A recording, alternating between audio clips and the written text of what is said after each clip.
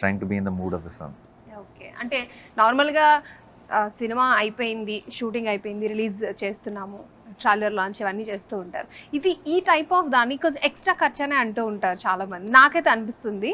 So దీన్ని కూడా ఇలా డిఫరెంట్గా ప్రమోట్ చేసి ఆడియన్స్లోకి తీసుకెళ్ళాలి అనుకోవడం చాలా కొత్తగా ఉంది. ప్రేక్షకులు చాలా కొత్తగా రిసీవ్ చేసుకుని ఫస్ట్ ఆఫ్ ఆల్ నేను ఎక్సైట్ అవుతున్నాను నార్మల్గా.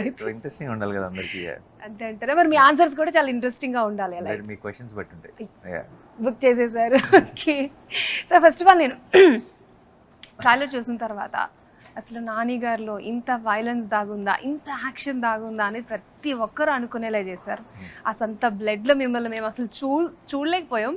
బట్ ఎందుకంటే ఒక డిఫరెంట్గా మా ముందు వస్తున్నారు. ఎందుకంటే ఇప్పటి వరకు ఎప్పుడు చూడని ఒక నానిని చూస్తారు మీరు, ద ఒరిజినల్ చూపిస్తా అన్నారు కదా. సో ఏం చెప్తారు? ఫస్ట్ నేను దాని గురించి అడుగుదాం అనుకున్నా.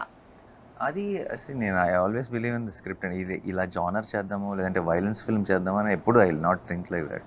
I look for nice good stories which excites. నాకు హిట్ 3 కథ విన్న వెంటనే చాలా ఎక్సైటింగ్ అనిపించింది. ఇది నేను థియేటర్లో చూసి నేను చాలా ఎంజాయ్ చేస్తాను అనిపించింది. ఆ సినిమాకి ఏం కావాలో చేసుకుంటూ వెళ్ళిపోయాం.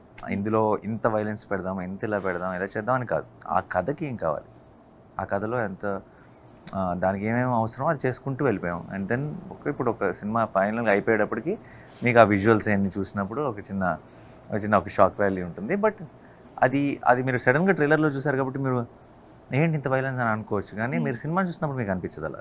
సినిమా చూసినప్పుడు మీరు ఆల్రెడీ కథలో ఉంటారు. You are feeling some emotion, you are rooting for someone on screen. So you will not look దాని వైలెన్స్ అని సెపరేట్ చేసి చూడరు. It's a part of the story what's happening on screen.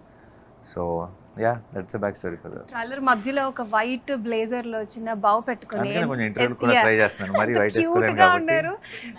Thanks. ఎంత cute గా అనిపించారు.